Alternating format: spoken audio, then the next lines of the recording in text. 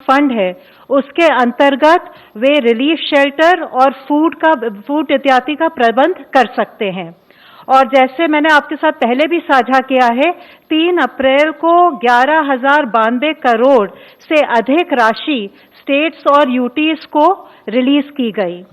इसके साथ साथ एमएचए ने अपना एक 24/7 कंट्रोल रूम एस्टैब्लिश किया, जिसमें जॉइंट सेक्रेटरी लेवल ऑफिसर्स उसको सुपरवाइज कर रहे थे और उनके साथ बाकी सभी मंत्रालयों के भी अधिकारीगण थे।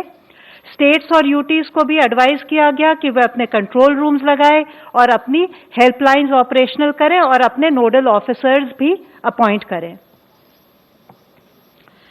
28 मार्च को और 30 मार्च को और एक आपदा प्रबंधन अधिनियम 2005 के अंतर्गत 29 मार्च को भी ये ऑर्डर निकाला गया कि सारे states shelter, food packets, food grains, essential items और हेल्थ केयर का प्रबंध करेंगे हमारे प्रवासी श्रमिकों के लिए।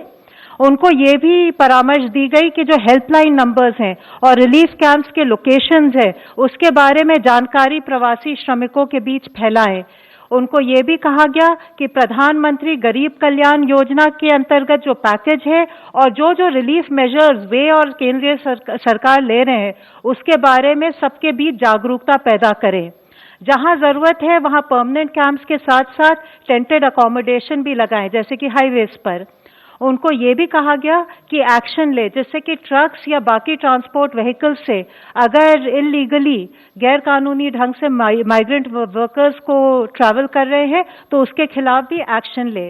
एक बहुत जरूरी चीज 29 मार्च के ऑर्डर में ये थी कि जो जिलाधिकारी हैं और जो पुलिस अधीक्षक हैं, उनकी जिम्मेदारी तय की गई कि वे इन सब आदेशों का अनुपालन सुनिश्चित करेंगे। 12 और 14 अप्रैल को स्थिति देखते हुए स्टेट्स और यूटीज को ये भी एडवाइस दी गई कि अगर कहीं अफवाहें फैल रही है तो उसको वो रोकें। कुछ अफवाहें मद्देनजर आई थी, जैसे कि खाने की कमी है या आवश्यक वस्तुओं की कमी है। ये सब की जो अफवाहें उसको रोकें और वो विशेष ध्यान दें कि जो हमारे रिलीफ शेल्टर्स है उसमें जितना भोजन की जरूरत हो वो उपलब्ध हो, सैनिटेशन वगैरह का वहाँ पे ध्यान रखा जाए। और इस पूरी मुहिम में उनको परामर्श दिया गया कि वो कम्युनिटी लीडर्स का भी सहयोग ले, वॉलंटियर्स का भी सहयोग ले और ट्रेन्ड काउंसलर्स का भी सहयोग ले। स्टेट्स और यूटीज ने मिलकर काफी रिलीफ कैंप्स सेटअप किए, बहुत लोगों को के खाने की व्यवस्था की, बहुत लोगों के आश्रय की भी व्यवस्था की। उसके बाद लॉकडाउन के दूसरे चरण में कई आर्थिक गतिविधियों की अनुमति दी गई और इसके साथ साथ जिससे कि श्रमिकों को रोजगार मिले, 19 अप्रैल को ऑर्डर निकाला गया जिसके अंतर्गत माइग्रेंट्स का राज्य के भीतर कार्यस्थलों के लिए आवाजाही को अनुमोदित किया गया, उसकी अनुमति दी गई। 29 अप्रैल को ये देखते हुए कि प्रवासी मजदूरों को अन्य राज्यों में भी जाना है, एक ऑर्डर द्वारा ये अनुमति दी गई कि वे अंतर्राज्यीय आवाजाही कर सकते हैं।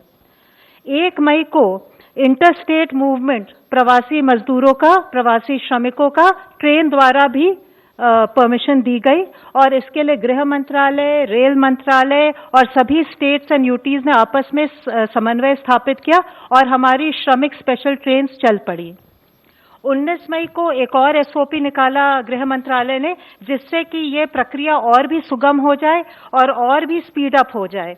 और आज आपके साथ शेयर करना चाहती हूँ कि रेलगाड़ियों की संख्या पर डे 200 से अधिक हो गई है और इसके बारे में अन्य डिटेल्स में चेयरमैन रेलवे बोर्ड अपनी टीम के साथ यहाँ है, वे शेयर करेंगे। हम एसओपीज तो निकाल ही रहे थे, पर साथ ही साथ स्थिति को देखते हुए स्टेट्स एंड यूटीज को एडवाइजरीज भी जारी कर रहे थे।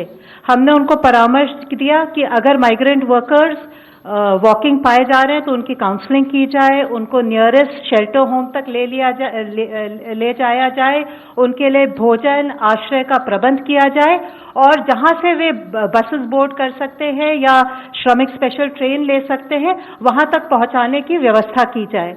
हमने स्टेट्स को रिक्वेस्ट किया कि वो प्रोएक्टिवली कोऑर्डिनेट करें और बसें और ट्रेन्स चलाएं और इस पूरे प्रोसेस में हमारे एमएचए के एरिया ऑफिसर्स और रेलवे मंत्रालय के भी ऑफिसर्स सब जुटे हुए थे। हमने जो डिस्ट्रिक्ट एडमिनिस्ट्रेशन है, जो जिला प्रशासन है और जो एनजीओज हैं, उनका भी सहयोग लेने को बोला, जिससे कि जो हमारे परेशान श्रमिक हैं उनको गाइड कर सके और जो भी उनके मन में भ्रांति है उसको दूर कर सके।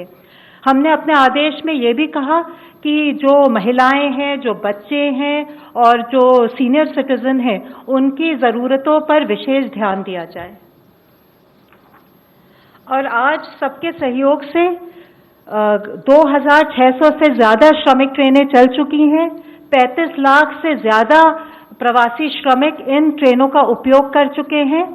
रेलवेज का हम शुक्रिया अदा करते हैं कि उन्होंने 1 जून से 200 रेगुलर ट्रेन्स भी चलाने का बंदोबस्त किया है और अभी तक 14 लाख से ज़्यादा बुकिंग हो चुकी है।